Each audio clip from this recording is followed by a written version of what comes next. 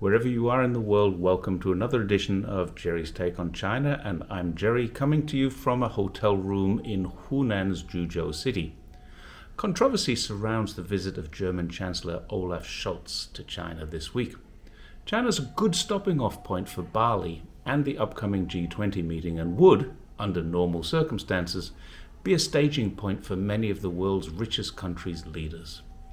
But these are not normal circumstances.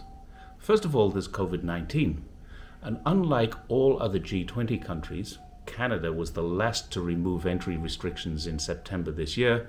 China still insists on at least 7 days of quarantine and then health monitoring. Even Xi Jinping was not excused this when he returned from Kazakhstan a couple of months ago. To avoid this inconvenience, it appears that Olaf's trip will be a one-day stopover, but a longer journey for some of the business leaders that are accompanying him. Secondly, there are politics. There are always political considerations, but right now there are several additional layers of politics which don't normally impact on high-level visits to China. That China and Germany are both partners and competitors is no secret. What some German media and a few politicians would have the public believe is that they're also strategic rivals. In fact, partnering and competition in international business relations are healthy, and the current robust relationship between China and Germany reflects that health. Rivalry seems to be in the minds of a few hawks who would happily see the arrival of 1.3 million containers from China through a single port of Hamburg in only 6 months come to an end.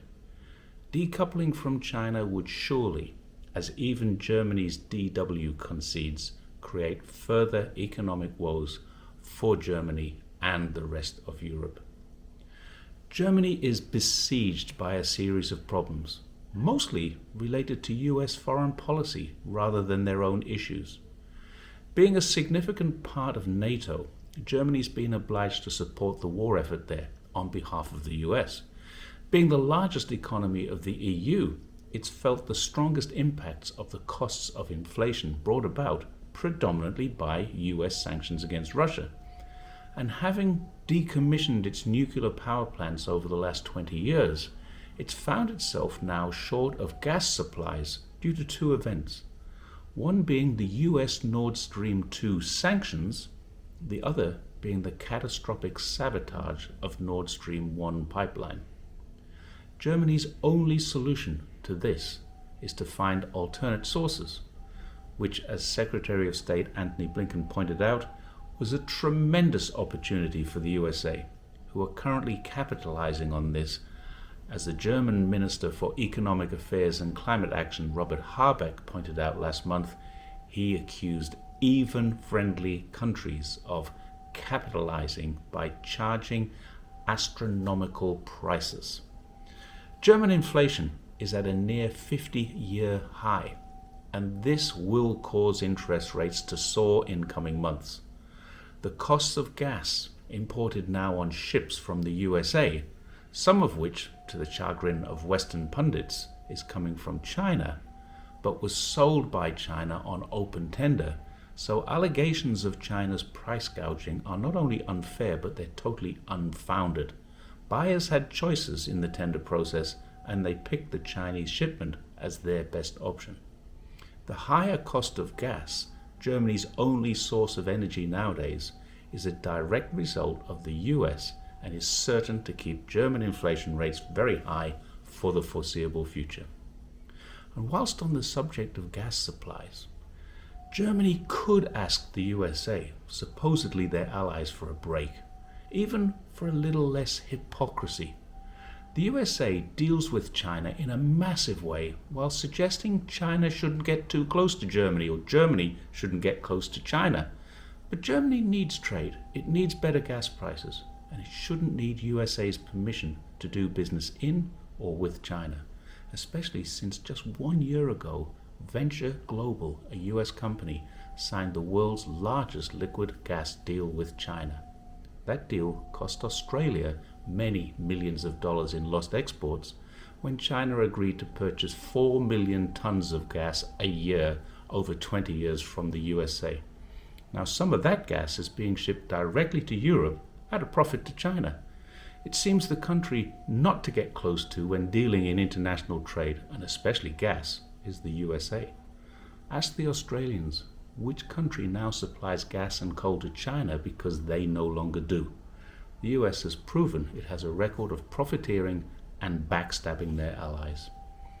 German businesses have been looking for alternatives for a long time. As recently as July the 20th this year, BASF announced a $10 billion investment in the Greater Bay Area's Zhanjiang city to build a huge chemical plant, and it will cut expenses in the chain of supplies for many industries. This large investment wasn't a singular one-off event. In the first half of 2022, China's Global Times pointed out German investment has hit record high. German banks, automakers, pharmaceuticals, technology manufacturers, they're all finding China a suitable place to do business. Other layers of politics are much more subtle. Many in Europe and across the Atlantic are encouraging Scholz to take a firm line with Beijing on its support for Russia.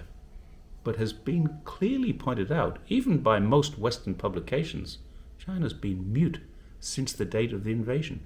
Putin has made it clear that he did not advise Xi of his intentions, although many media commentators suggest that's not true. All the evidence point to the fact that it is. Beijing has declined to sell weapons to Russia. Chinese tech companies have reduced their presence in the country. The financial sector has largely steered clear of further investments in Russia, and although trade continues between the two countries, China has steered clear of any blame game in this event. It's never suggested any speech, any media outlet, or even any unattributed quotes from anonymous officials that China supports either side in the conflict. Scholz should feel no need to remind China of something that China is well aware of. Just last week, Scholz, to the disappointment of his coalition political party, the Greens, international media reported that he had approved a deal to allow China's Costco to take a share of Hamburg's port. Many European and American headlines are decrying this decision, but they're not informing their readers or viewers of three very important factors. One, Costco will only take a minor, not a controlling share. Costco had looked for a 35% share, but were reduced to 24.9% on the basis that any share under 25 would not require government approval, meaning that despite media's assertion that Scholz allowed this deal, he actually had no say in it at all once the decision was made to reduce it to 24.9%. Another is that Costco has a very strong record of improving services and profitability for the country where its ports operate, and that's something Germany definitely needs in coming months and years. And finally, Costco already manages ports all over the world, including Greece in the EU, the port of Haifa in Israel, as well as 570 other ports in 36 countries. Hamburg hasn't taken this decision in a unique way. It's among many others. Surprisingly, though, after a lot of research into this story, there's one noticeable feature of the usual anti-China rhetoric missing. Almost every article is critical of Scholz's visits to China, citing China's so-called authoritarian government, alleging protectionism, or projecting unethical trade practices. But not one of the articles I researched or cited here mentions Xinjiang or the people who live there, despite the fact that several German companies, including Deutsche Bank, DZ Bank, VW, Adidas, and Puma, are heavily invested in that region. It's a fairly safe bet that the CEOs of those companies have informed themselves of the true situation. Some say that Scholz is out of his depth. He should have shown European unity by coming to China with Macron, an offer the French president made but was rejected. As pointed out by Scholz's own department, this is his first major visit anywhere. He's been to Japan, but now China. He's traveling with some of Germany's top CEOs, many of whom are already welcome investors in China. Germany's problems are mostly not of their own making. The US is not helping them, but profiteering from their misfortune.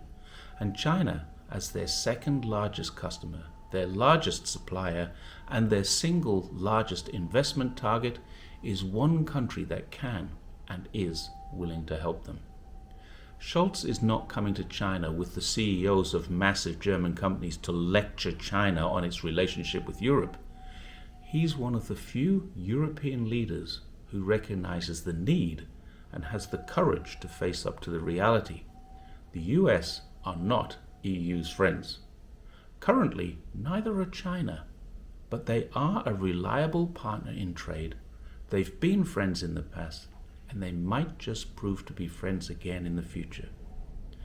Now, if you have any comments, please leave them in the box. I have written an article that links all of the citations that will help people to understand exactly what I just said. And if you can, please like, share, subscribe, do the usual things to help get my message about China out. Thanks once again for listening to Jerry's Take on China.